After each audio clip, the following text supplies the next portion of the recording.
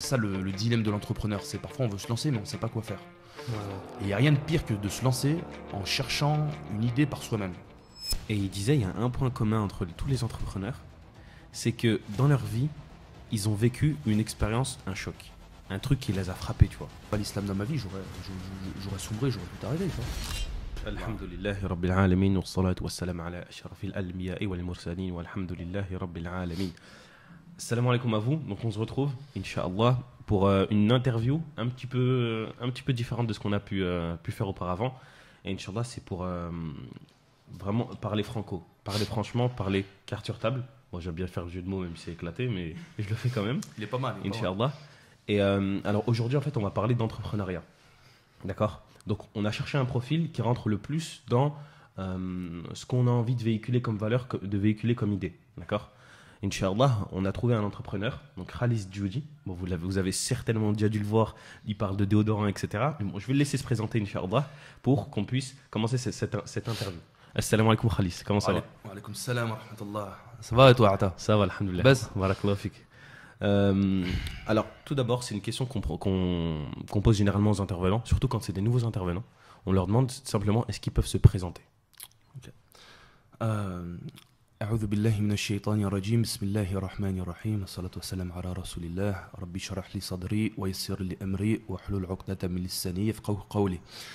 Alors, écoute, pour me présenter, moi c'est Khalis, j'ai 25 ans, je suis un entrepreneur lyonnais et j'ai créé les premiers déodorants à l'huile de Nigel. Donc c'est une tuerie, les gens ils sont tous contents et voilà, la marque elle s'appelle Exode et ça fait maintenant 3 ans que j'ai commencé à travailler sur le projet. 1 an et demi que je me suis lancé vraiment, que j'ai commencé à vendre. Et depuis quelques temps, les vidéos, elles atteignent pas mal de monde, dont certaines personnes, dont Younes me dit qu'ils en ont marre de voir ma tête. Donc c'est plutôt un bon signe. Ouais, alhamdoulilah, c'est qu'ils t'ont assez vu et on va dire que la marque elle est bien rentrée dans la tête, Inch'Allah. Alors, on va commencer tout de suite. Donc, comment est-ce que tu peux nous parler de ton parcours ? Nous faire une petite review, on va dire, je sais pas, par exemple, depuis le bac ou bien même avant, s'il y a eu des événements, etc. Tu vois, pour qu'on ait une idée de vraiment qui t'es, qu'est-ce qui t'a forgé, qu'est-ce qui t'a formé, comment t'en es arrivé là où est-ce que t'en es. Ok. Ça c'est une question. Pour le coup, fallait la préparer parce que là, ça peut rapidement partir très très loin. Alors pour faire court, qui je suis. Alors moi je suis aujourd'hui j'ai 25 ans, je suis de la même année que vous, des 97. On va dire qu'un des premiers événements qui m'a marqué c'était dans ma jeunesse, quand j'avais 15 ans, tu vois, déjà j'ai perdu ma mère. Donc j'ai perdu ma mère très tôt. Ma mère qui a toujours été là pour moi, qui m'a forgé, qui m'a vraiment montré la vie quand j'étais jeune. Et ça c'était le premier événement vraiment impactant dans ma vie. Parce que très tôt, j'ai compris que la vie, déjà, elle pouvait te mettre des coups durs. Et surtout, à l'époque, en fait, j'étais très loin, très éloigné de l'islam. Pour moi, je connaissais quasiment rien à l'islam. Et alhamdoulilah, par contre, ça, c'est l'événement qui m'a le plus rapproché d'Allah, tu vois. Subhanallah. Donc ça, c'est le premier point. Lorsqu'il t'arrive ce genre d'événement, forcément, en fait, tu grandis pas pareil que les autres. T'as pas la même vision que les gens, dans le sens où quand tu rentres le soir, personne n'est là pour te câliner. Quand tu rentres, tu as des questions, il n'y a personne là pour t'y répondre. Donc forcément, tu apprends un peu plus, on va dire, entre guillemets, à compter sur toi-même, essayer de te forger, essayer de comprendre que les gens n'ont pas la même vie. Et donc redoubler d'efforts, en fait, pour pas en fait sombrer et pour pas partir en live. La deuxième chose qui m'a forgé pour le coup, c'est ma relation avec Allah subhanahu wa ta'ala. Parce que comme je t'ai dit, moi je suis quelqu'un qui revient de loin dans l'islam et petit à petit, en fait, plus les années elles sont passées, et plus Allah par certains biais m'a reproché de lui. Comme je t'ai dit, c'était la perte de ma mère, après c'était certaines déceptions, après c'était une recherche, après c'était. Et chaque fois en fait je me suis rendu compte que dès que je me tournais vers Allah subhanahu wa ta'ala, c'était le cœur qui s'ouvrait, c'était la facilité qui arrivait et surtout c'était la sakina. Donc la sakina c'est l'apaisement qui arrivait dans mon cœur. Et notamment un fait marquant, c'est que je me souviens pendant un moment j'avais une grosse phase dans mes 18-19 ans de remise en question sur moi-même, excuse-moi, ça part un peu dans c'est pas forcément chronologique ce que je vais dire, Non, mais c'est des choses qui sont importantes. Parce qu'aujourd'hui, notamment, on voit beaucoup de théories sur la PNL, sur le fait de se faire confiance à soi-même, sur le fait développement personnel, voilà, j'ai envie de devenir quelqu'un de meilleur, etc. J'ai envie d'être quelqu'un de confiant. Tu vois, beaucoup de gens, ils disent aujourd'hui qu'ils souffrent de manque de confiance en eux. Et ça, je sais que c'est quelque chose qui m'arrivait dans mes 17-18, entre mes 17 et mes 19 ans. Tu faisais quoi à cet âge? Alors en fait, moi ce que j'ai fait, c'est que j'ai eu mon bac en 2016, donc j'avais 18 ans.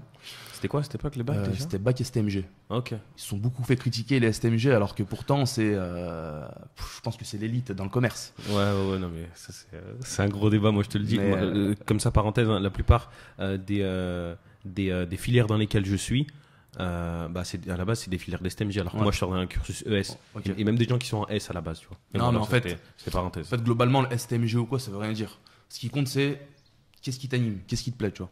Je sais que moi, j'ai toujours aimé parler, j'ai toujours aimé convaincre. Et donc, moi, c'était le commerce. Mon grand-père, il est commerçant, j'ai une famille un peu commerçante, tu vois. Donc, j'ai toujours aimé le commerce, parler avec les gens, leur vendre des choses qui sont utiles. Et donc, pour le coup, STMG, c'était ce qui s'imposait de mieux à moi. Donc, en fait, pour parler rapidement du parcours, j'ai eu mon bac en 2016, pardon. À la suite de ça, je me souviens, je savais pas quoi faire de mon avenir. La voie qui s'offrait à moi, c'est de faire un BTS.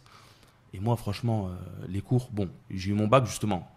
Pour revenir pour faire la petite transition, la dernière promesse que j'avais faite à ma mère, c'est d'avoir le bac. Elle m'a dit, faut que tu aies le bac, faut que tu aies le bac. J'ai dit, bon, bah, faut que j'ai le bac, tu vois.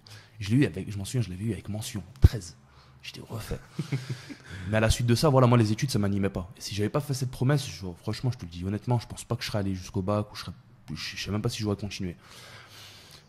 Mais bon, je savais pas quoi faire de mon avenir, et je m'en souviens être un jour sorti à la récréation, avoir parlé avec un collègue au bout de 5 minutes qui m'a parlé de l'Australie. Je me suis dit, tiens, ça a l'air d'être sympa, en plus, j'aimerais bien apprendre à parler l'anglais.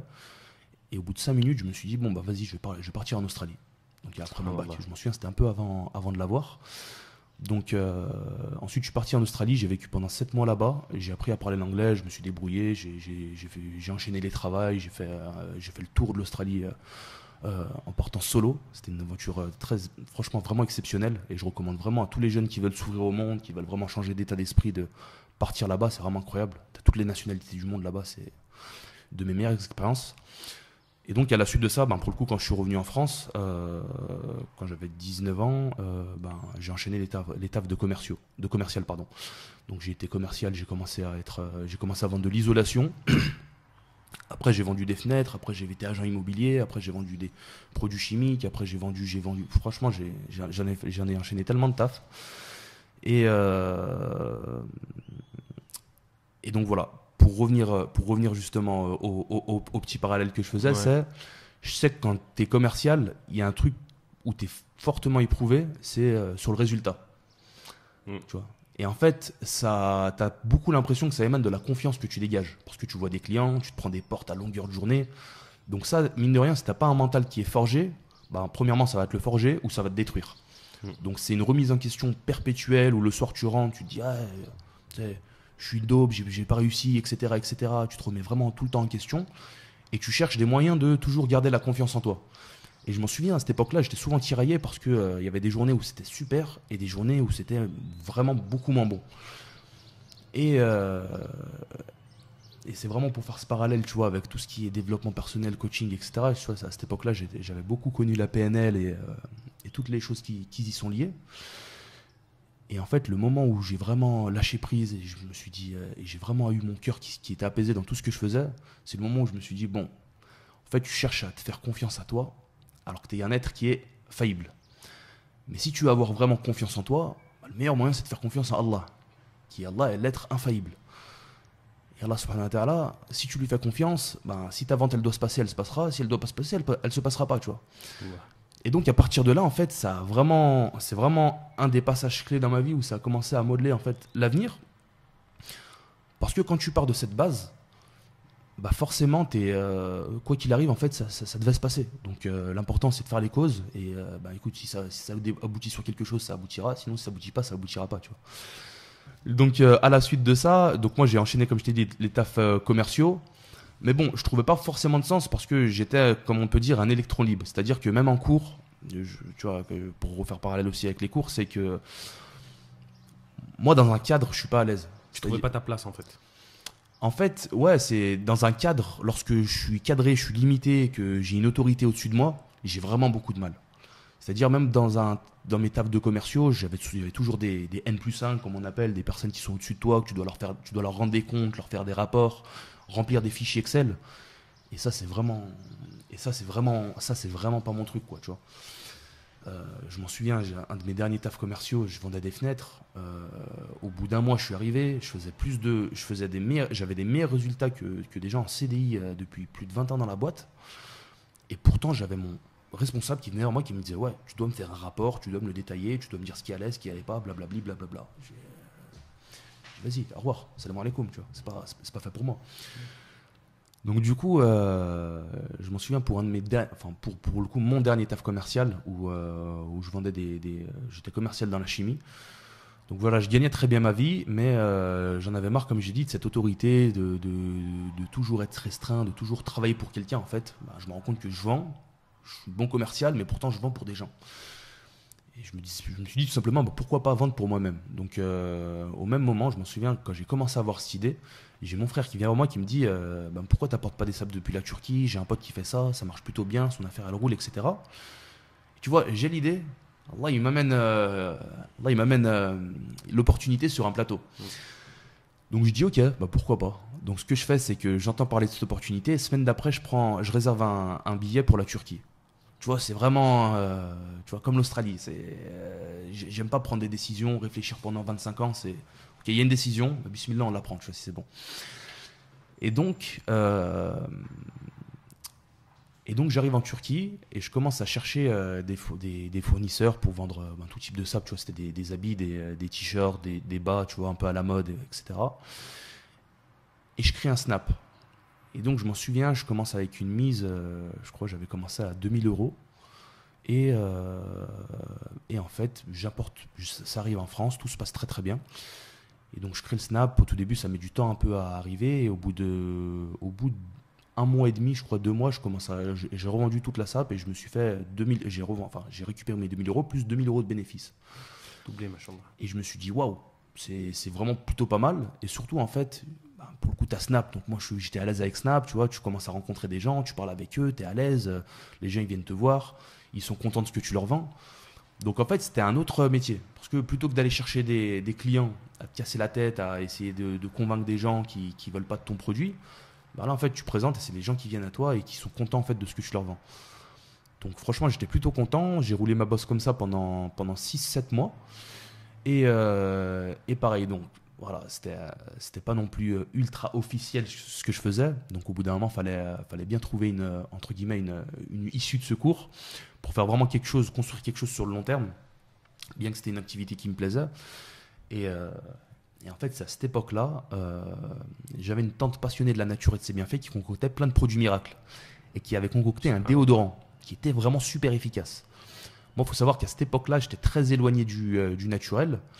Et j'étais très éloigné du naturel. Pour moi, c'était que du marketing, ça marchait pas. J'avais acheté quelques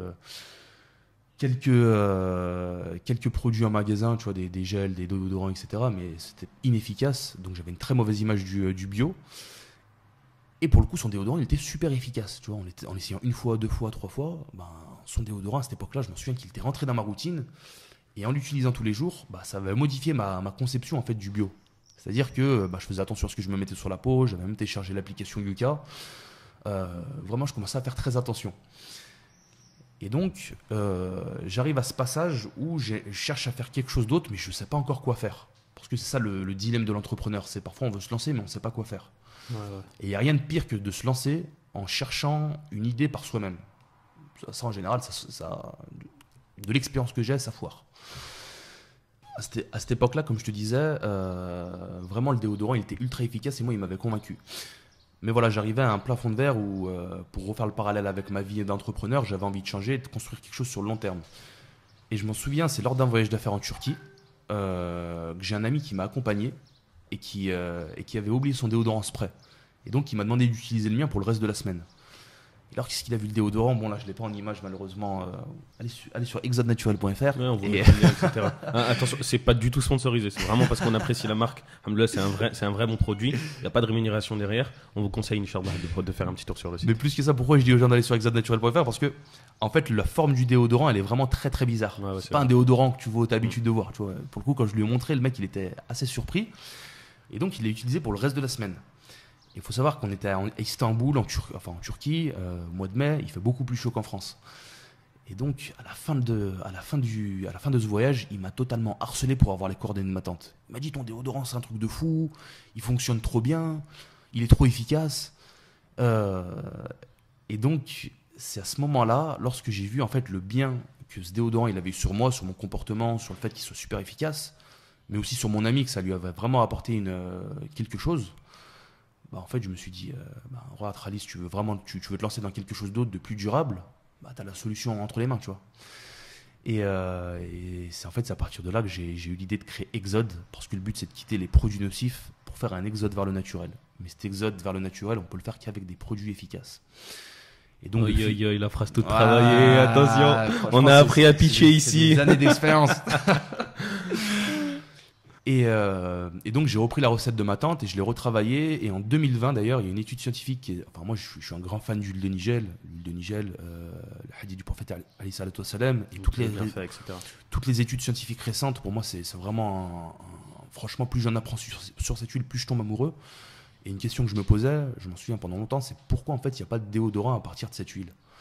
Et donc j'ai fait des recherches qui m'ont pris des semaines, des mois, vraiment je me trie toujours à l'esprit, mais pourquoi il n'y a pas de déodorant qui existe à partir de cette huile? Parce que le déodorant que j'avais, certes, il était très efficace, mais un des problèmes majeurs qu'il avait, c'est qu'il était chargé en bicarbonate de soude. Et le bicarbonate de soude, c'est très abrasif pour les aisselles. D'accord. Donc il fallait que je trouve un moyen de réduire le bicarbonate de soude. Et donc en 2020, il y a une étude scientifique qui a montré que, en fait, des chercheurs ont prouvé que l'origine de l'odeur de transpiration est due à une bactérie qui s'appelle le Staphylococcus hominis. C'est cette bactérie en fait qui crée la mauvaise odeur de la transpiration.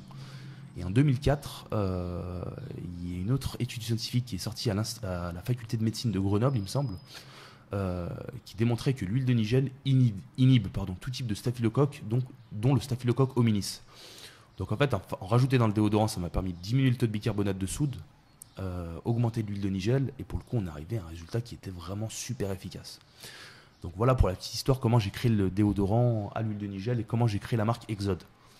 Maintenant, pour revenir, je parle beaucoup, hein, mais pour revenir au fait de pour revenir à la phrase que je t'ai dit tout à l'heure, il y a des gens, en fait, il y a plein de gens aujourd'hui, je dirais que c'est la maladie de l'entrepreneur, c'est ouais, je veux me lancer, je veux être entrepreneur, j'ai pas d'idée, mais vas-y, je me lance. Attends, on va revenir après dans les questions, t'inquiète. Tu auras bien le temps de vraiment entrer en détail. Non, parce que c'est vrai que c'est vraiment un point sur lequel je pense qu'il faudra qu'on prenne le temps de répondre.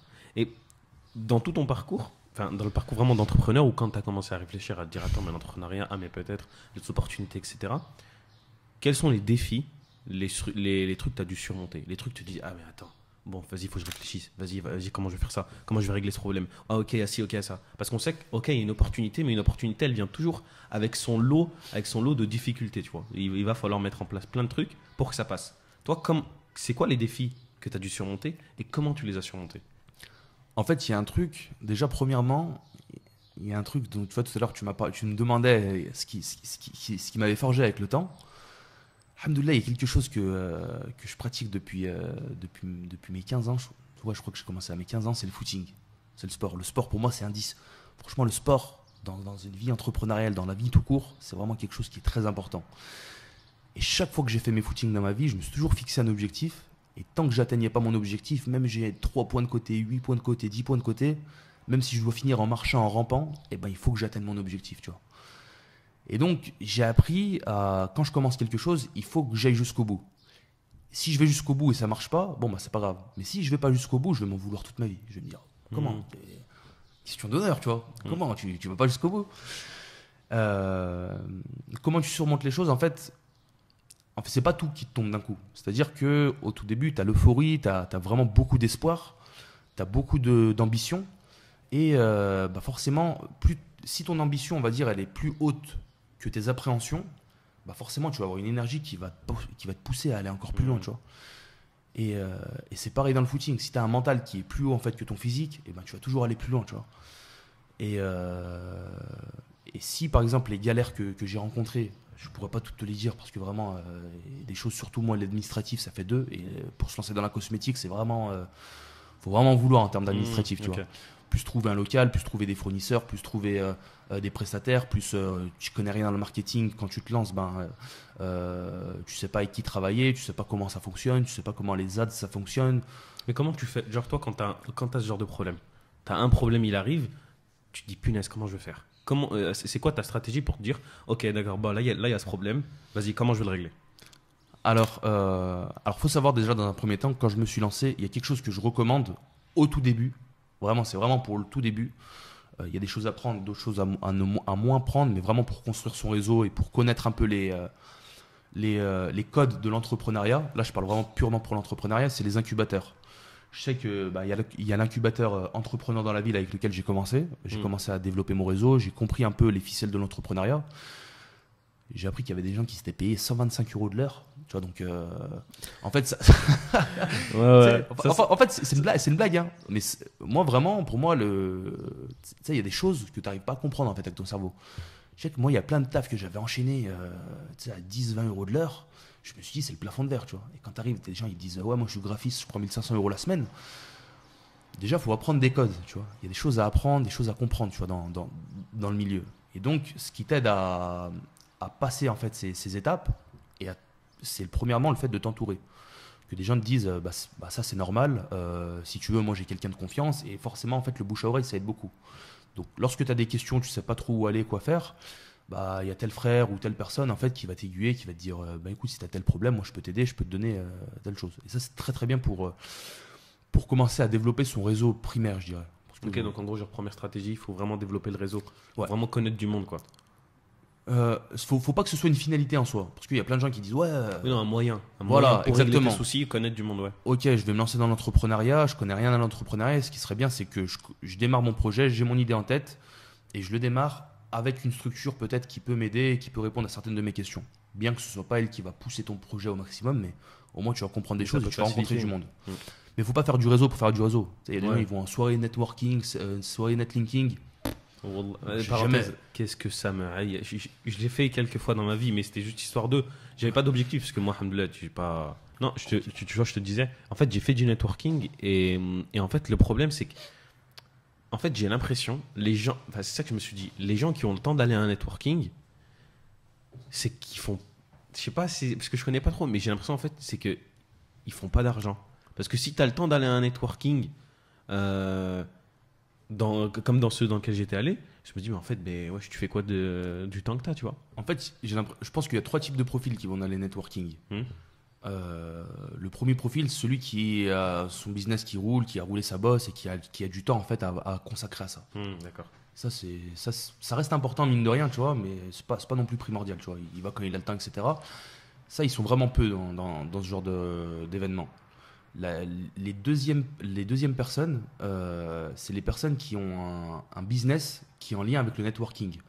Je te prends un exemple. Moi, je connais un D'accord. frère, c'est une machine de guerre. C'est lui, je crois même qu'il connaît le président. Tu vois.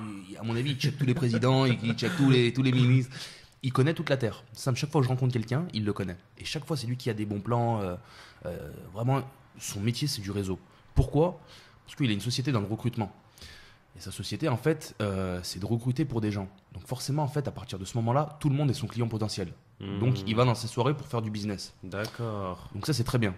Et le troisième profil qui est malheureusement souvent en fait à ce genre d'événement, c'est les personnes voilà qui n'ont pas encore lancé leur business ou qui galèrent vraiment dans leur business et qui pensent que faire des soirées de networking ça va leur changer leur vie ou ça va leur changer. Et en fait, au final, ça ne les fait pas avancer parce qu'ils se retrouvent tous euh, entre personnes qui sont au début de leur business ou qui n'ont pas créé de business à en fait ne pas avancer sur certaines questions. Donc au final, ça sert à rien. Le mieux, ce que je sais, c'est t'as un business, travaille à fond, déchire-toi dessus. Et après, peut-être ces soirées, quand t'as le temps, vraiment, t'as rien à faire, voilà, plutôt que de manger une pizza chez toi tout seul, va faire une soirée networking. Ouais, ouais, c'est Pourquoi pas? Mais franchement, je recommanderais pas forcément, tu vois. À moins que ce soit vraiment en lien avec ton business. Surtout dans les débuts, je pense. Voilà, qu'il y ait On peut vraiment pas des forcément acteurs clés. recommander ça. Ouais, mais surtout dans les débuts. Hmm. Dans les débuts. Et c'est pour ça que je disais, commencer avec un incubateur, c'est très très bien. Ça te permet de développer ton business. Ça te permet de développer pardon, ton réseau. Et ton réseau, il est très important pour le futur de ta boîte, tu vois. Pour le futur, ton futur entrepreneurial. Mais mine de rien, parfois, ce que je reproche aux incubateurs, c'est d'en faire trop, tu vois. Développez votre réseau, faites des soirées entrepreneuriales. Non, non.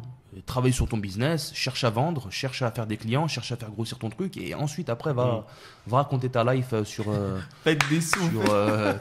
dans des soirées. Tu vois. C'est pas péjoratif ce que je dis, hein, mais Oui, mais c'est un constat que tu as fait. ce que je veux dire, c'est voilà. Et je vois beaucoup d'entrepreneurs, malheureusement, qui en fait, qui arrivent et qui restent au même stade pendant 1 an, 2 ans, 3 ans. Tu leur dis, t'en es où? Ils disent, ouais, c'est encore un projet.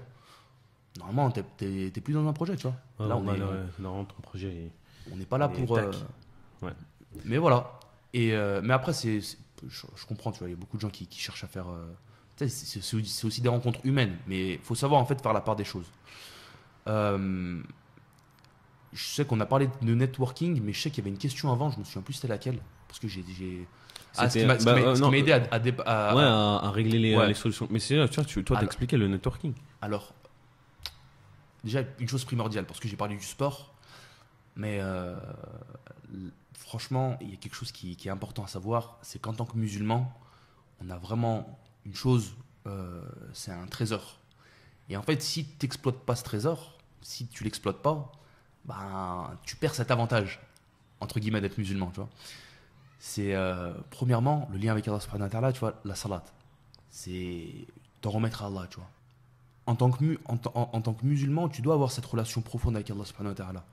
Parce que si tu t'en remets pas à lui dans les bons moments ou dans les moments qui sont difficiles, comment tu veux sortir de situation? Comment tu veux surmonter ça? Je sais que si j'avais pas l'islam dans ma vie, j'aurais sombré, j'aurais tout arrêté, tu vois. Je me souviens plus, c'est qui le plus prédécesseur qui disait, le plus prédécesseur pardon qui disait, si tu veux parler à Allah, fais la salat, pose ton front au sol, et si tu veux qu'Allah te parle, ouvre le Coran. Et justement, première chose c'est la salat, et la deuxième chose c'est le Coran. Parce qu'il y a énormément de méditation dans le Coran que, en fait, en le lisant, tu le fais avec ta vie, tu vois. Allah subhanahu wa ta'ala, il te parle à travers le Coran. Oh, parfois, il y a des moments, il y a des choses dans ta vie, tu les traverses, tu te dis, je vais jamais m'en sortir, il va se passer telle chose, tu ouvres le Coran, Allah, il répond à la situation exacte dans laquelle tu es. Et ce verset, il n'y a que toi qui peux le comprendre. Il n'y a que toi qui peux le comprendre. Tu vas dire à quelqu'un d'autre, il va dire, ouais, mais il a plané, lui. Il n'a rien à voir. Frère, Allah subhanahu wa ta'ala, il te répond toujours. Et donc ça veut dire que ça te pousse, ça te met une confiance que tu te dis, mais en vrai, faut s'accrocher, tu vois. Et comme disait le frère Younes, qui m'a bien rappelé le triple S, en fait, il y a un équilibre à avoir dans la vie, tu vois. Et cet équilibre, c'est le triple S. Alors, je ne vais pas dire les choses que je ne fais pas, parce que le dernier S, ça c'est sûr que je ne le respecte pas, mais je ne le respecte pas du tout. En tout cas, j'essaie de m'accrocher aux 2 autres S. Le triple S, pour moi, c'est la spiritualité, le sport et le sommeil. Dans une vie, pour moi, c'est vraiment ce qui va maintenir l'équilibre mental, la santé physique, l'envie d'aller de l'avant d'une personne. Je sais que les moments où ta spiritualité elle descend, bah là c'est très très dangereux, tu vois. Pareil, le sport, quand t'en fais pas, tu deviens tendu, moi je sais que je deviens vite nerveux, je deviens vite. Il y a des choses, j'en fais une montagne alors que c'est tout petit. Et le sommeil, je lutte pour essayer de le rattraper tout le temps, mais je sais que quand j'ai cet équilibre vraiment de ces 3 choses dans ma vie, bah il y a tout qui est vraiment tout roule, tu vois. Donc en fait, il y a pas de. Tu me dis comment tu fais pour surmonter les galères. En fait, tout dépend de l'état dans lequel tu es, en fait, tout simplement. Si t'es prêt à prendre des coups ou pas, en fait. Voilà, tout simplement. C'est si t'as l'énergie pour aller de l'avant, et il y a des moments où tu auras l'énergie, et cette énergie, tu en as besoin au tout début pour aller de l'avant, et il y a des moments où, comme la machine elle est lancée, bah, tu peux pas refaire marche arrière. Donc forcément, en fait, tu es obligé d'aller de l'avant même si tu n'as pas cette énergie. Et à ce moment-là, ben, comme je l'ai dit, c'est comme c'est ton mental. C'est ok, je me suis lancé, ben, je vais aller jusqu'au bout et il n'y a plus de machine arrière. Ouais, tu vas tout arracher, quoi. Donc je vais trouver une solution, tu vois. Je vais trouver une solution à ce problème. Mais tu sais, Subhanallah, moi je regardais une vidéo de, tu vois, c'est David Laroche. Il fait beaucoup ce genre Ok. d'interview. Il va interviewer des entrepreneurs, etc., qui ont réussi un truc de fou. Et il disait, il y a un point commun entre tous les entrepreneurs, c'est que dans leur vie, ils ont vécu une expérience, un choc, un truc qui les a frappés, tu vois. Et je me rends compte que c'est vrai que dans mon entourage, on va dire le peu moi je dis des vrais entrepreneurs, mais le peu de vrais entrepreneurs, en tout cas qui vivent une vie comme un entrepreneur, ils se déchirent partout, sur tous les aspects, ils ont envie de tout déchirer, ils ont tous eu un truc au début qui les a marqués, tu vois. Mm. Et c'est frappant, moi je le savais pas, mais tu vois que, que, tu vois que ta mère, elle est décédée, tu vois, je le savais pas. Et quand j'ai su, je me dis, mais attends, mais tu vois, ça c'est un signe, Inch'Allah, et de toute façon je le souhaite vraiment du fond du cœur, que tu vas tout exploser, tu vois. Inch'Allah. Et tu vois, de ton expérience, de tout ce que tu as pu vivre, quel conseil, allez, on va dire, si c'est vraiment le conseil, tu vois, tu donnerais à un jeune qui réfléchit à se lancer dans l'entrepreneuriat, tu vois. Alors, le premier conseil, c'est si tu te lances pas, sois pas frustré. Parce qu'il y a quelque chose que je vais dire déjà, qui est très très important. Et c'est, moi, mon premier soutien aujourd'hui, en tant que de personne qui me soutient, c'est une personne qui connaît absolument pas mon business, mais qui s'en fout royalement que je vende des déodorants ou que je vende pas des déodorants. Il s'en fout. Il sait même pas où j'en suis, les galères que je rencontre, etc. Cette personne, c'est mon père. Parce que mon père, actuellement, pour me lancer au tout début, c'est lui qui m'héberge chez lui, c'est lui qui me facilite, c'est lui qui. Celui qui travaille pour toi, qui se Tu m'as vient. compris, c'est Allah qui me facilite. Oui, tu vois, oui, oui. mais c'est lui qui, comment dire, qui me soutient. Parce que si tu es en galère, tu as ta famille qui est, alhamdoulilah, Allah il m'a préservé, il a préservé ma famille du besoin à ce niveau-là. Si tu as ta famille qui est dans le besoin, et j'en connais des frères, tu vois, ils ont pas, ils ont pas assez pour boucler les fins de mois, ils ont perdu leur père, par exemple, leur mère elle travaille pas, ils peuvent pas se lancer dans l'entrepreneuriat, c'est pas possible. Un frère il a deux enfants à sa charge, il est avec sa femme elle travaille pas, tu peux pas. À moins que tu te lances et vraiment, bismillah, tu vois, c'est Allah qui te facilite, mais tu peux pas. Moi, alhamdoulilah, il y avait déjà le cadre, tu vois, c'est-à-dire que je suis avec mon père, alhamdoulilah, tu vois, il travaille, on n'est pas forcément dans le besoin. J'avais pu travailler, mettre de l'argent de côté pour lancer le business.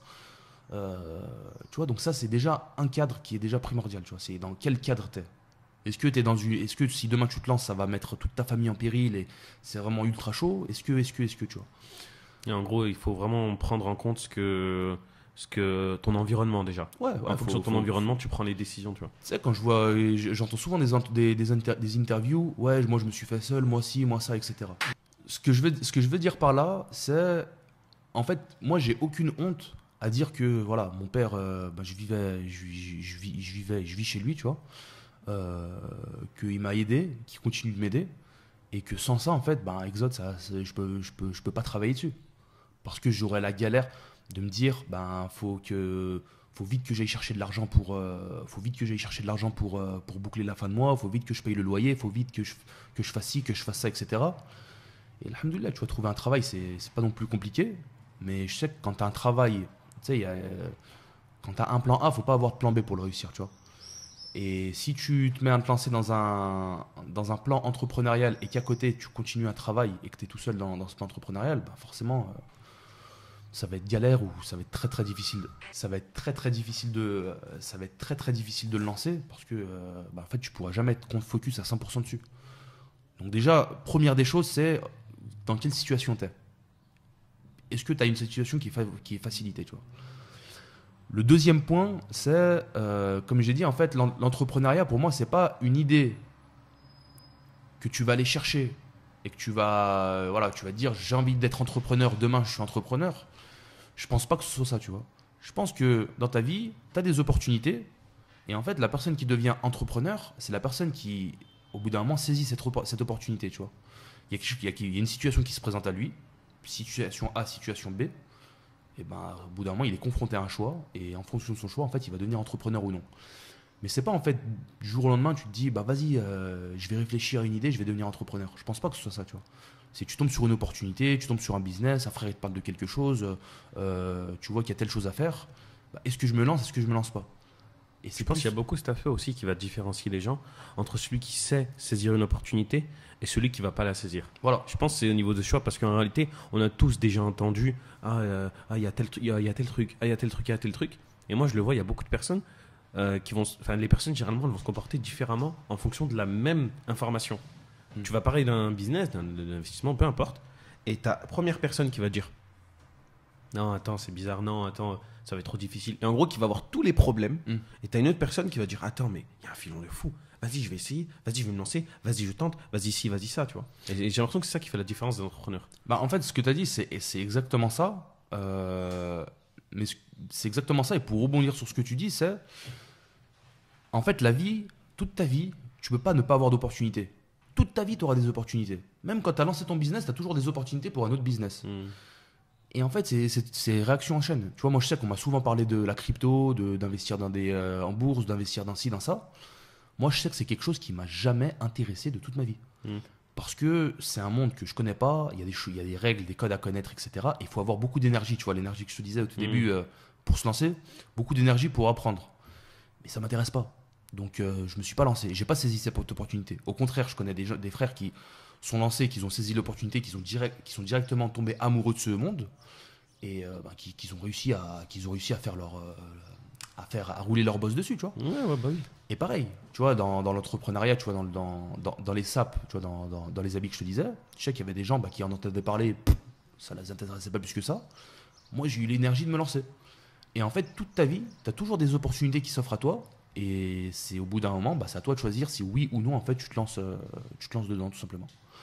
Donc, je pense que, voilà, faut pas forcément se compliquer la vie à chercher à tout prix à vouloir devenir entrepreneur. En vrai, ouais, ça vient tout seul. Ça vient tout seul. Faut avoir juste cette idée en tête de est-ce que tu aimerais être indépendant ou non, tu vois. Et forcément, en fait, savoir aussi toutes les contraintes que ça génère, tu vois. Après, ouais, tu vois, l'indépendance, c'est aussi une notion qui est très biaisée. Parce que, par exemple, parce qu'en réalité, tu es toujours plus ou moins indépendant de quelque chose, entre guillemets, ici-bas. Mais en fait, on va dire que c'est le moyen qu'Allah va utiliser pour te le fournir. Tu vois, par exemple, toi, on peut dire que tu es indépendant que tu es dépendant de tes clients.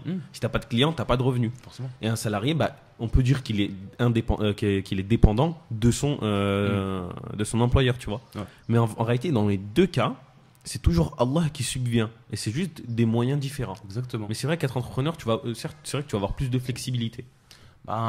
En fait, il y a des personnes, tu sais, en fait, c'est pas péjoratif d'être salarié, c'est pas péjoratif d'être entrepreneur. Aujourd'hui, on a mis des personnes dans deux catégories, entrepreneur, salarié, tu vois. C'est simplement, en fait, dans quelle situation tu es et quel mode de vie, en fait, tu souhaites avoir. Je sais qu'entrepreneur, on dit souvent qu'on cherche l'indépendance, mais en fait, t'es jamais plus dépendant de ton travail que quand tu es entrepreneur. Ouais, c'est vrai. J'ai jamais autant travaillé, je fais des semaines. Parfois, je travaille des 10-12 heures par jour sans m'arrêter, tu vois, sans prendre de pause. C'est physique. Mais il y a c'est un kiff. Voilà, ça t'anime. C'est pas forcément tous les jours le kiff. Il y a des moments où tu n'as pas du tout envie de travailler, tu es obligé de le faire. Mais tu le fais, en fait, tu te poses pas de questions. La discipline aussi. Rappelle-moi la question d'avant. Mais c'est ça, en gros, quel conseil, tu vois. Mais tu vois, là, c'est bourré, la discipline aussi. Et tu vois, ça rentre le sport en ligne de compte. Je pense que tu peux pas être entrepreneur si tu sais pas t'autodiscipliner. Te dire, parce que la réalité, même si dans le fait d'entreprendre, ouais, par exemple, moi, tu vois, je suis dans le domaine des cryptos, ouais, il y a des trucs que je kiffe. Mais quand je commence à rentrer dans le détail, comment ça fonctionne, vraiment super, mais ça me saoule. J'ai envie de demander à quelqu'un, explique-moi, tu vois. Mais non, écoute, t'as envie de toucher à tout dans le domaine, t'as envie de connaître, t'es obligé de mettre les mains dedans. Exactement. T'es obligé de mettre, c'est ça en fait, t'es obligé de mettre les mains dedans. Au bout d'un moment, tu te dis, est-ce que je mets les mains dedans? Si je les ai mis, autant les mettre à 100%. Sinon, ça sert à rien, tu vois.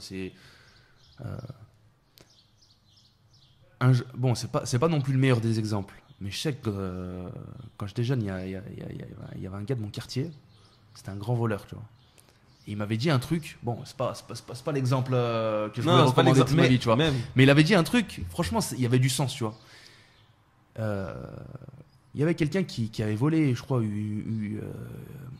qui avait volé de l'argent et qui avait pris une petite partie, tu vois, de l'argent qu'il pouvait voler. Et cette personne, elle lui a répondu, elle lui a dit, c'est soit tu prends tout, soit tu prends rien. fais pas dans la demi-mesure. Si t'es parti dans ça, ben prends tout ou laisse, tu vois. Mais va pas prendre des petites miettes, etc. Je vois. Je vais le retranscrire de manière halal parce que c'est pas forcément un bon exemple, mais mine de rien, il y a une sagesse, c'est soit tu te lances à fond, soit tu te lances pas, tu vois. Mais chaque faut aller, enfin, Faut y aller à fond, c'est si simple, tu en pars vrai. dans quelque chose, vas-y jusqu'au bout. Tu vois, c'est vraiment sois pas là et dire j'y vais pas, bon je tâtonne, bon vas-y, j'ai un plan B, etc. Ça c'est vraiment la deuxième chose la deuxième chose que je tiens à dire, c'est vraiment si tu te lances, va jusqu'au bout. Et trouve-toi pas un plan B, trouve-toi pas des excuses, va jusqu'au bout, c'est tout. Et si ça marche pas à la fin, que tu as donné tous tes efforts, que tu as perdu de l'argent, que tu as perdu du temps, vraiment, et que tu vois que ça marche pas, qadar Allahumma shafa'an, En tu fait, vois, mais toi, t'as gagné de l'expérience. mais tu gagnes de ouf. Mais tu vois, c'est la réalité. Je sais pas. Bon, il y a le personnage Oussama Ammar qui est très controversé, etc. Mais il y a des choses qu'il a pu dire, moi, qui m'ont marqué, tu vois. Il a dit, il a dit en mode, la somme d'argent que tu perds, c'est égal à la quantité de savoir, c'est égal à l'expérience que tu vas recevoir. La Franchement, somme, le temps, en fait, tout ce que tu perds, derrière, tu vas le récupérer en expérience. Franchement, c'est de ouf, tu vois. De ouf. Il y a des. Je t'ai dit, marketingment parlant, quand j'ai commencé l'entrepreneuriat, je connaissais rien du tout, perso, tu vois. Mais rien du tout au marketing. J'avais été commercial, comme je t'ai dit, j'avais fait 2-3 trucs d'import-export, mais c'est tout. Vraiment, l'expérience que ça m'a apporté, c'est indéniable, tu vois. Tu vois, alhamdoulilah, il y a vraiment beaucoup de points que j'aurais jamais pu atteindre sans l'entrepreneuriat. Monter des vidéos, faire des vidéos, maîtriser les réseaux sociaux, bâtir une communauté, comptabilité, commercialement, etc. Il y a plein de points que, en fait, comment dire, t'es face à une situation et il y a des gens qui sont très forts pour apprendre via la théorie puis la mettre en pratique. Moi, personnellement, je suis plus du profil de j'apprends en fait en faisant directement, tu vois. Bim, quand je vois qu'il y a des trucs à lire, j'ai la flemme, tu vois. Faut que je fasse. Faut que je fasse. Et forcément, en fait, mais quand il va, vas-y à fond. Et ouais, comme tu as dit, la discipline, c'est vraiment quelque chose qu'il faut s'ancrer. Et tu vois, c'est un combat de tous les jours. Jusqu'à aujourd'hui, par exemple, moi, il y a un truc qui me rend ouf, c'est l'organisation. Je suis la personne la plus désorganisée du monde. Et encore, là, j'ai fait des progrès de fou malade par rapport à avant. Avant, c'était vraiment la catastrophe ambulante. Là, je suis en train d'essayer de me réconcilier avec mon agenda. Le problème, c'est que j'ai 5 agendas sur 5 adresses email différentes. Donc, je sais jamais encore quelle utiliser, etc. Mais ça va venir, Inch'Allah. Non, ça va venir. Mais ce que je veux dire, c'est voilà, la discipline, vraiment, c'est primordial, tu vois. Et c'est une bonne transition qu'on parle d'agenda, parce que j'ai l'impression que c'est une problématique vraiment qui est très commune aux entrepreneurs. C'est comment est-ce que tu fais pour concilier ta vie pro et ta vie perso? Comment est-ce que tu essayes de garder l'équilibre? Alors, ça, c'est une question à laquelle je ne pourrais pas répondre, puisque je n'ai pas de vie perso. Non, mais t'as bien une famille, moi c'est ça que je te parle, Ah, une je famille, plaisante. des amis, etc. Comment tu gardes l'équilibre entre les deux pour ne pas en léser un, enfin ne pas forcément léser tout ton parcours entrepreneurial et ne pas léser aussi le côté perso, tu vois. Il est célibataire en cas où. Ouais, il est célibataire. Alors oui, je suis célibataire.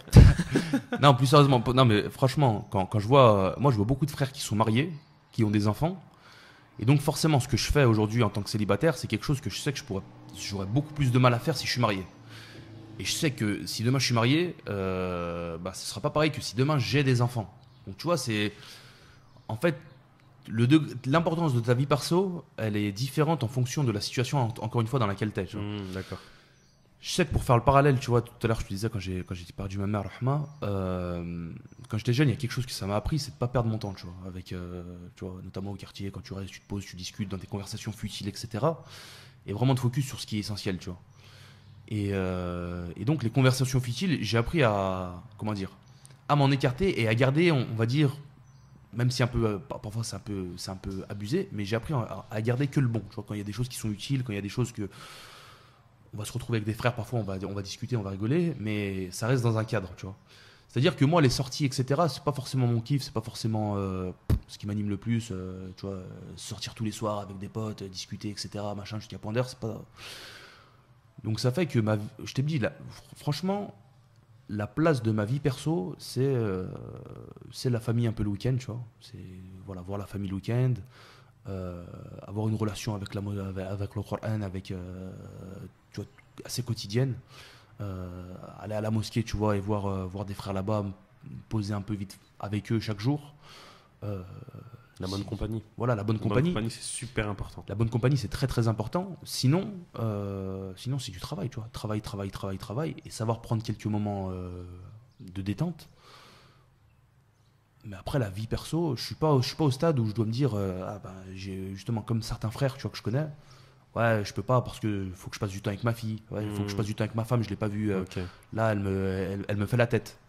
Je pense que, en fait, chaque chose vient avec le temps. C'est une question peut-être que je pourrais. À laquelle tu je pourras- suis Tu seras pas- plus formé plus tard. voilà, si- je suis pas le mieux placé pour D'accord. te donner des conseils dessus, tu vois. Ok. Et comment on va revenir vraiment sur l'aspect entrepreneurial, c'est comment est-ce que tu as fait et comment est-ce que tu fais pour gérer les échecs? Parce que voilà, on sait qu'un entrepreneur, il va tenter 1000 choses et il y en a peut-être une qui va fonctionner, les 999 autres, elles vont foirer. Comment toi tu fais pour gérer? Subhanallah, en fait, la notion d'échec, c'est une notion qui vient bien avant le parcours entrepreneurial, en fait. C'est déjà, dans un premier temps, comme je te disais, déjà c'est à travers le sport, tu vois. Tant que tu n'as pas atteint ton objectif, ma frère, tu as un point de côté, c'est pas un échec, tu vois. Même tu ralentis la cadence, je sais pas, tu cours à 10 km/h, ben tu ralentis à 5, voire 4, voire tu marches rapidement, ben en fait, tu n'es pas en échec tant que tu n'as pas arrêté. En fait, le moment où tu es en échec, c'est le moment où tu abandonnes.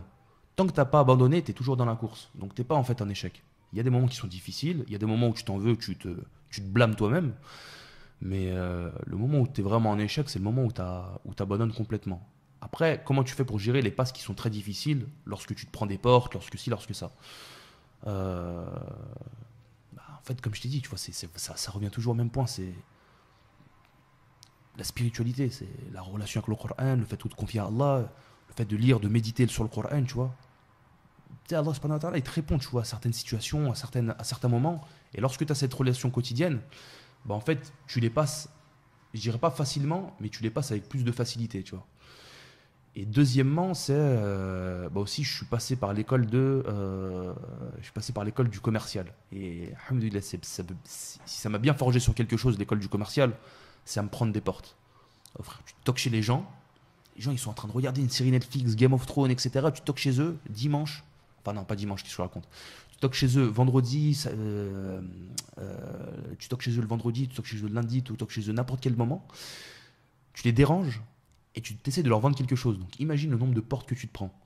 Et ça, tu t'en prends 1, 2, 3, 4, 5, 100, 10, 200, 300, 400, etc. Au bout d'un moment, tu vois, ça te forge. Donc c'est quelle relation en fait tu as avec l'échec. Et plus tu t'en prends, plus tu auras des échecs dans ta vie, ce qu'on peut appeler échec, plus en fait ce sera quelque chose de normal, et plus ce sera quelque chose de normal dans ta vie, plus en fait, quand c'est quelque chose de normal, tu te poses pas forcément de questions, tu vois. Là, tu dis ok, d'accord, comment je vais faire autrement? C'est limite anormal pour moi aujourd'hui quand j'ai des réussites.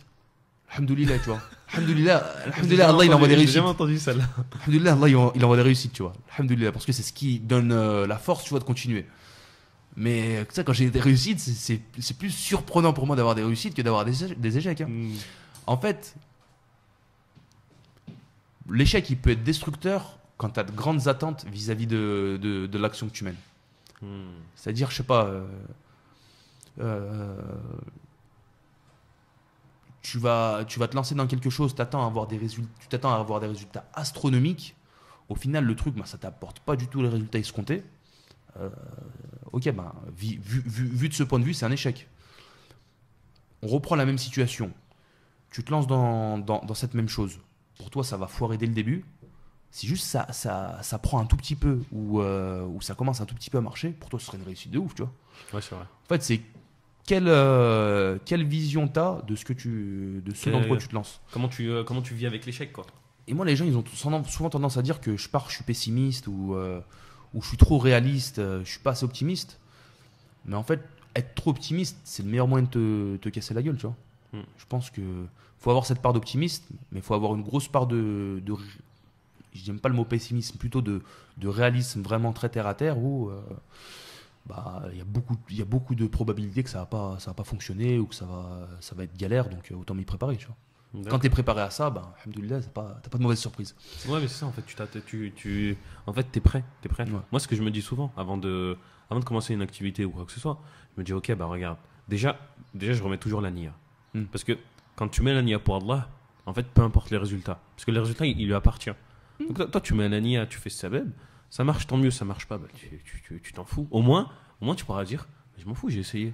J'ai essayé, ça a pas marché. C'est qu'Allah, il voulait pas, c'était pas mon risque, tu vois. Et Wallahu khayrul raziqin, c'est tout. Hop là, tu passes à autre chose, alhamdoulilah. Et tu vois, pour les jeunes, par exemple, qui ils ont envie de se lancer, ils ont une idée, ils ont plein de choses, mais ils ont une croyance limitante qui leur dit non, et si, non. Tu vois, ce et si, ou bien même des fois, il y a l'entourage, tu vois, ce qui rentre en compte.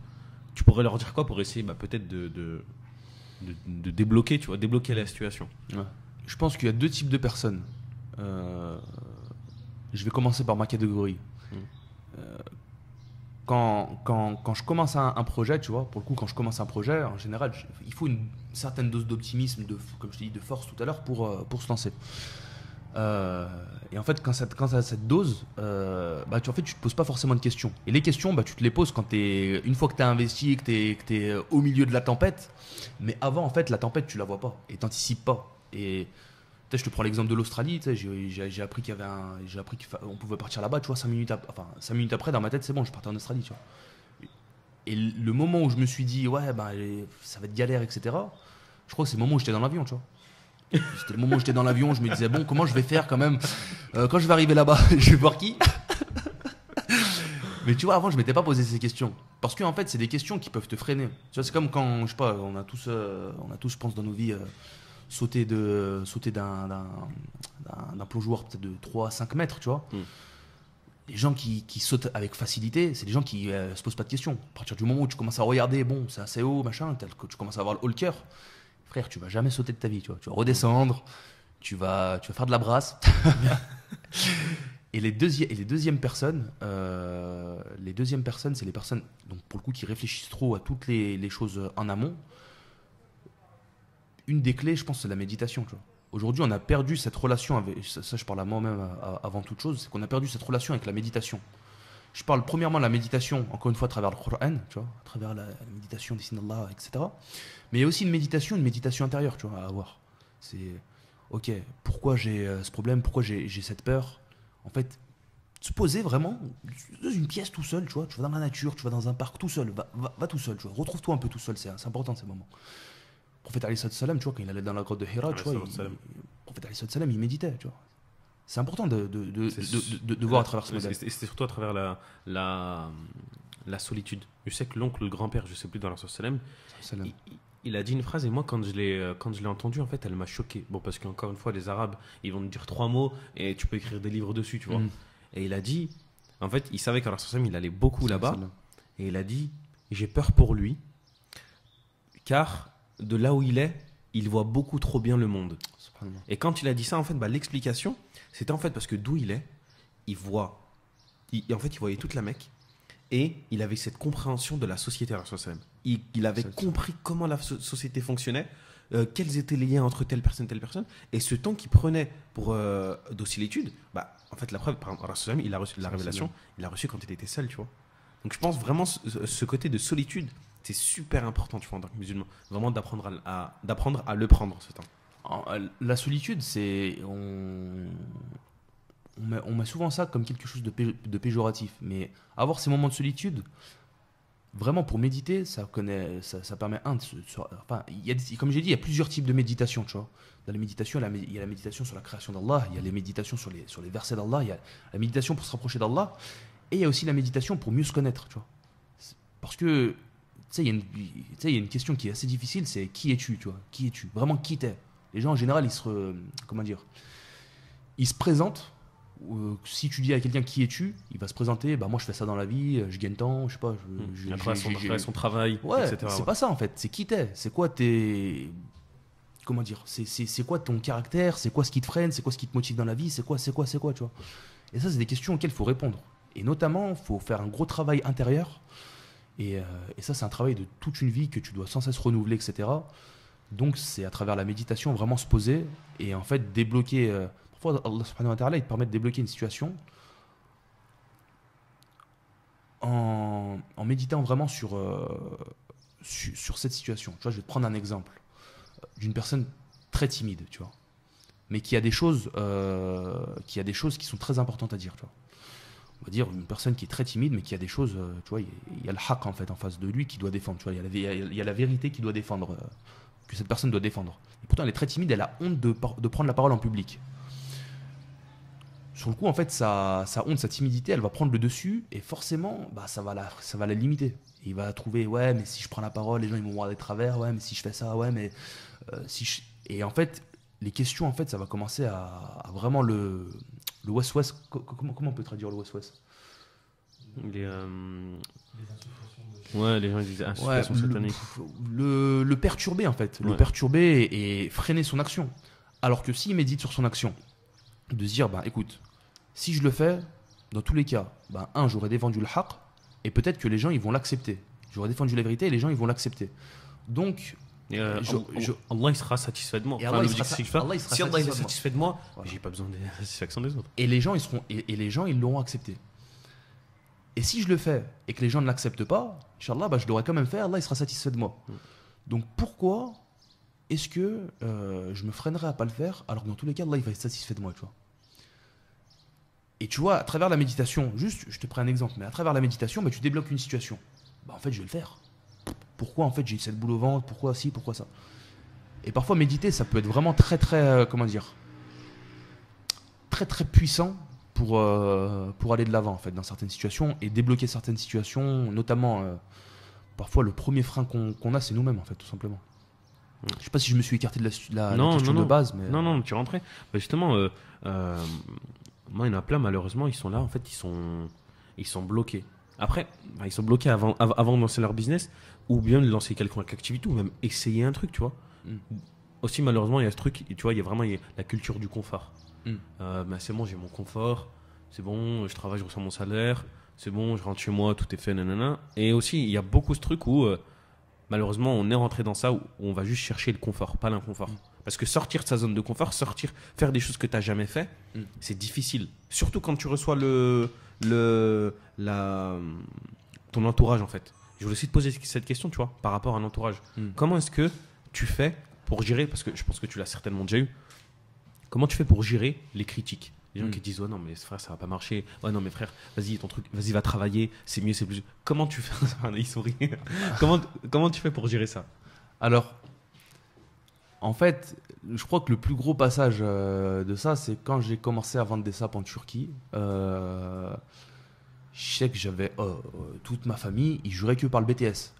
Faut que tu passes ton BTS, c'est bon, t'as eu ton bac, va passer ton BTS, reprends les études, qu'est-ce que t'es en train de faire? J'ai eu mon père, mon grand-père, ma grand-mère, elle est illettrée, tu vois, elle sait pas lire, pas écrire. Elle me disait, fais les études. Je lui disais, mais pourquoi faire, tu vois? Parce que, alhamdoulilah, tu vois, j'ai toujours été, comment dire, porté vers le commerce. Et s'il y a bien un métier dans lequel, franchement, je pense pas qu'il faille des études, il fasse faire des études, tu vois, au moins que vraiment tu veux spécialisé dans une niche spécifique dans le commerce international, etc. Mais c'est le fait d'être commercial. Tu vois, être commercial, ça s'apprend sur le terrain, ça s'apprend pas derrière des livres, tu vois. Par contre, être docteur, là, tu as besoin de faire des études. Mais très tôt, j'ai été confronté à, en fait, ne pas écouter, à écouter ma famille dans certains aspects, mais à pas écouter, tu vois, parce que ça peut parfois te casser le moral. Après, pour Exode, par exemple, je sais que, alhamdoulilah, tu vois, j'ai jamais été. Au contraire, tu vois, depuis le début, chaque fois que je me suis lancé, franchement, j'ai eu du soutien de partout, tu vois. Que ce soit de la famille, que ce soit des amis, que ce soit. Il n'y a jamais personne qui m'a cassé mon moral, tu vois. Par si mon père, parfois. Mais bon, comme c'est mon premier soutien, je m'en fous. Il a le droit. Il a le droit. Là, c'est le seul, il a le droit. Il peut me dégommer par la parole, c'est pas grave, c'est mon père, tu vois. Alhamdoulilah. J'en profite, dernière question, parce que c'est un peu dans la continuité, tu vois, du parcours d'un entrepreneur. au début c'est dur, au début c'est petit, au début les gens vont te dire ouais vas-y, genre en gros ils vont voir ton idée, ils vont te chauffer, ouais super bonne idée, vas-y lance-toi, nana. Mais tu vas sentir ce truc où c'est des encouragements un peu factices. Genre, oh, vas-y, c'est bien. Ou bien même, et de l'autre côté aussi, tu as ceux, ils vont pas te prendre au sérieux. Comment est-ce que tu gères quand tu vois que ton activité, alhamdoulilah, elle prend de l'ampleur, tu vois que ça commence à marcher, tu vois que ça commence à faire du bruit, et que tu vois les gens qui au début, ils te prenaient soit pas trop au sérieux, ou bien, voilà, histoire d'eux, tu vois qu'ils commencent à te prendre au sérieux, ils commencent à revenir vers toi. Comment tu fais pour gérer ce genre de relation, tu vois? Bah écoute, bon.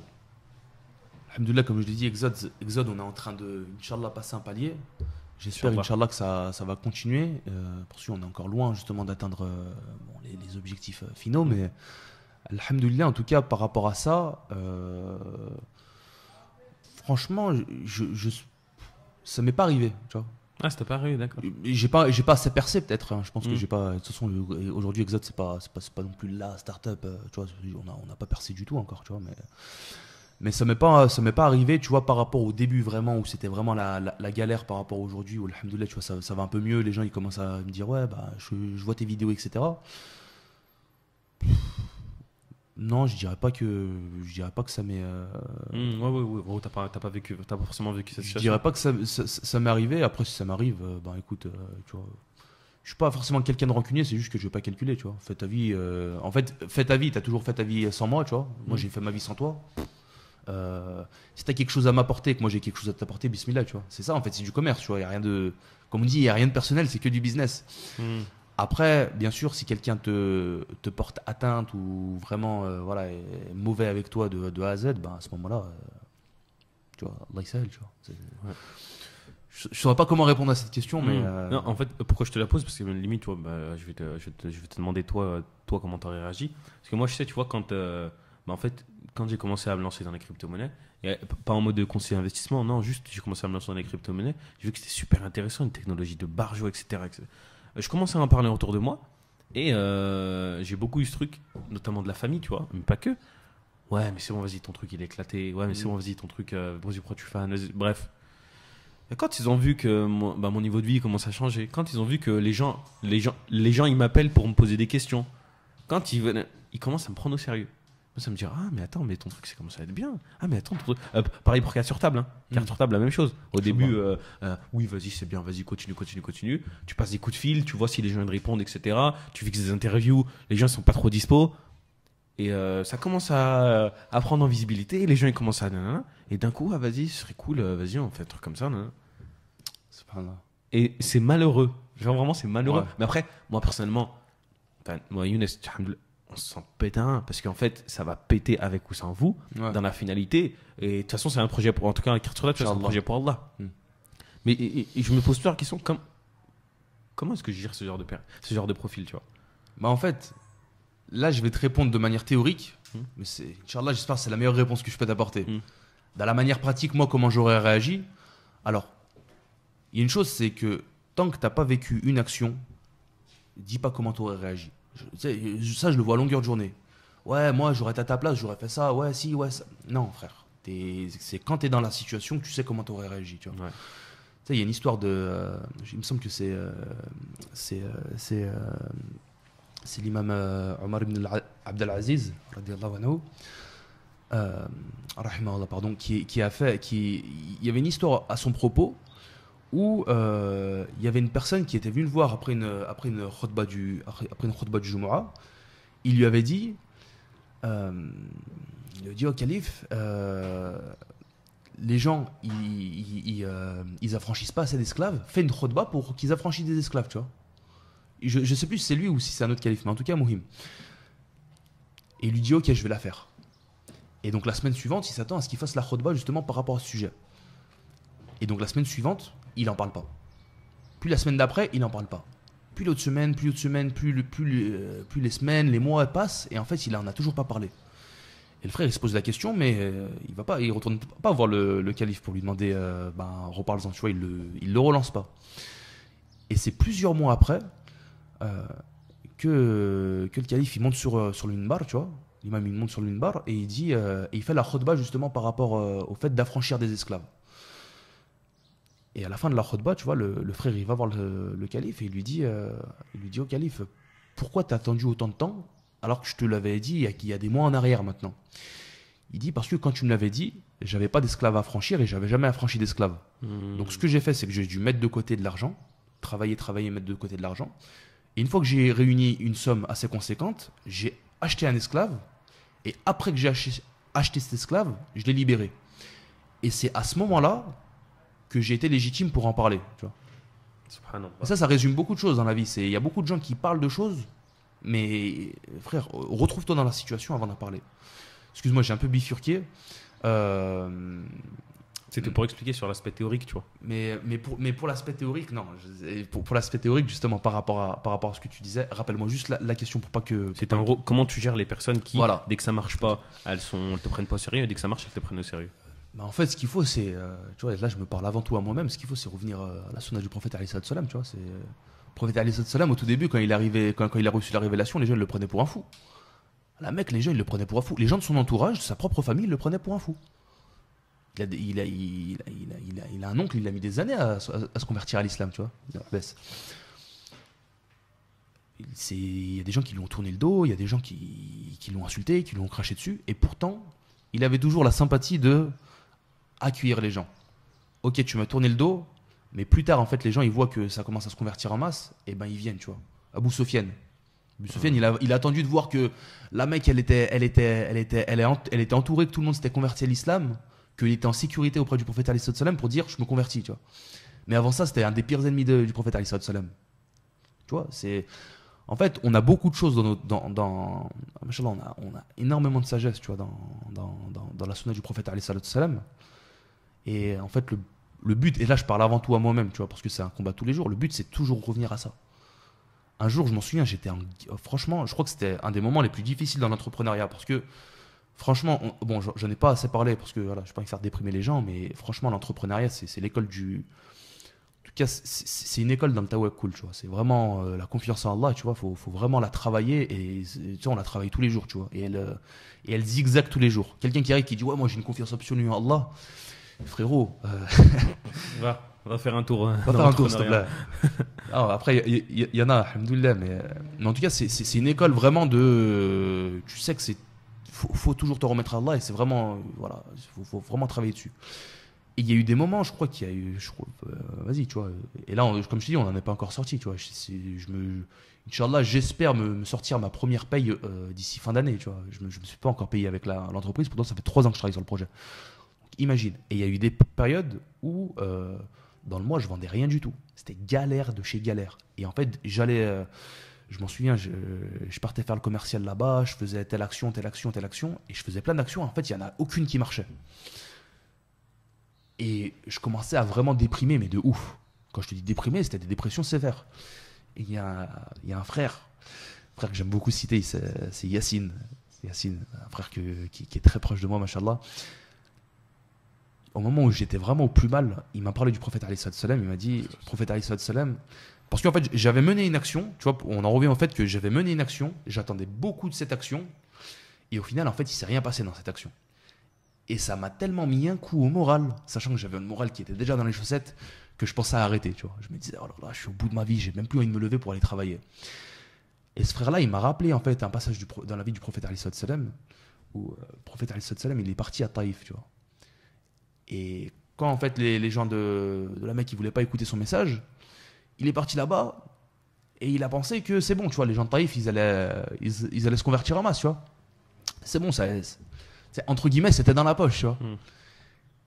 Et donc il a marché, il a galéré pour atteindre cette ville, il a marché. Il atteint, il se dit c'est bon, tu vois, je vais parler aux gens. Les gens, ils l'ont caillassé. Des enfants, ils l'ont caillassé. Il s'est fait expulser de la ville. D'ailleurs, il le dit dans un hadith, alayhi salam, que c'était je ne sais pas si c'est le passage ou c'est un des passages les plus difficiles de sa vie. Et en fait, le khir, il est venu d'où? Il est venu de quelques jeunes de Médine, de Yathrib à l'époque, qui avaient entendu parler de son message et qui sont venus pour se convertir. Et qui au final ont porté le message à Yathrib, ça a fait des allers-retours, et au final, Yathrib c'est devenu Médine, et c'est devenu la capitale, entre guillemets, la capitale de l'islam, tu vois, la capitale de ce que deviendra, de ce que deviendra là-bas. C'est devenu la maison du prophète alayhi salam. Mais pourtant, de base, il n'avait pas du tout misé sur Yathrib. Et ce qui m'a, et le rappel qu'il m'a fait, ce frère, il m'a dit, l'important c'est de continuer. Tu fais des tests, tu vois, et l'important c'est s'il n'y a pas ça, bah, c'est pas grave. Au bout d'un moment, ça marchera, tu vois. Ça viendra peut-être. Et ça viendra par un moyen par lequel on ne s'attend pas. D'ailleurs, il y a un verset dans le Coran qui dit وَمَن يَتَّقِ اللَّهَ يَجْعَلْ لَهُ مَخْرَجًا وَيَرْزُقُهُ مِنْ حَيْثُ لَا يَحْتَسِبُ. Et quiconque craint Allah, il lui accorde une issue favorable. Il lui accorde une issue favorable et il lui accordera ses dons par des moyens par lesquels il ne s'attendait même pas. Et ça arrivé combien de fois dans notre vie? On s'attend, un truc, on s'attend que ça va marcher. Et au final, ça marche pas. C'est fou. Et en fait, ta situation, elle se débloque par rapport à quelque chose que tu t'y attendais même pas, tu vois. Je prends l'exemple du déodorant. Je voulais faire un autre truc. Je savais pas quoi faire. Et finalement, il y a eu cette opportunité du déodorant. Et j'aurais pas misé un dinar sur le fait de vendre un déodorant un jour dans ma vie, tu vois. Et je pense que voilà, faut vraiment toujours revenir dans notre vie. En tout cas, encore une fois, je fais ce rappel à moi-même, toujours revenir à la sunna du prophète alayhi salam. C'est un guide pour, tu vois, le Coran, c'est un guide pour notre existence, tu vois. C'est vraiment, ok, je suis dans telle situation, comment serait comporté le prophète alayhi salam. Après, la réalité, c'est différent, tu vois. Parfois, tu as des trucs dans le cœur que c'est notre faiblesse. C'est pas facile de les enlever, tu vois. Et parfois, tu as du mal, parfois, tu sais que tu vas à contre-courant de ce que tu devrais faire, mais parfois c'est plus fort que toi, tu vois. Et l'âme, c'est un combat de tous les jours pour devenir quelqu'un de meilleur, tu vois. Alhamdulillah, qu'Allah nous facilite. Amin. C'était une très bonne, je pense que c'était un très bon moment de la fin. De commencer par Allah et son prophète et de finir par Allah et son prophète. Alhamdulillah. Donc on a fini cette interview. Khalid, j'ai pas d'autres questions, en tout cas pour l'instant. Peut-être dans une seconde interview, Inch'Allah, ce serait avec plaisir. Et je vais vous mettre, Inch'Allah, quelques clichés. Bon, malheureusement, il n'a pas pu en ramener du fameux déodorant. Vous allez rien comprendre. Il est trop efficace ce déodorant. Mais Inch'Allah, franchement, essayez-le. Prenez le temps. On tient vraiment à aider un maximum les gens de la communauté. On n'est pas là pour faire du gain, etc. Donc ça n'a absolument aucun intérêt commercial. Voilà, Inch'Allah, prenez le temps. On va mettre les différentes informations de ces réseaux, bref, la totale, en description. Et Inch'Allah, on vous dit à très bientôt pour une nouvelle interview.